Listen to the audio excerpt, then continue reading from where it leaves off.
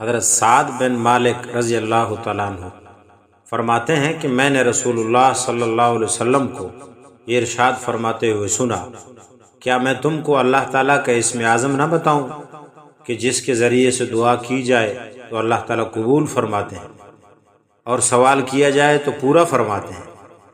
یہ وہ دعا ہے جس کے ذریعے حضرت یونس علیہ السلام نے اللہ تعالیٰ کو 3 اندھیریوں میں پکارا تھا، لا الہ الا انت سبحانک انی کنت من الظالمین۔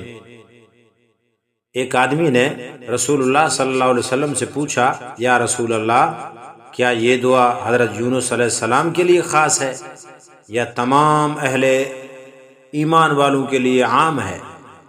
آپ صلی اللہ علیہ وسلم نے فرمایا، کیا تم نے اللہ تعالیٰ کا ارشاد نہیں سنا، وَنَجَّيْنَاهُ مِنَ الْغَمِّ وَكَذَلِكَ نُنْجِي الْمُؤْمِنِينَ، کہ ہم نے یونس علیہ السلام کو مصیبتوں سے نجات دی اور ہم اسی طرح ایمان والوں کو نجات دیا کرتے ہیں۔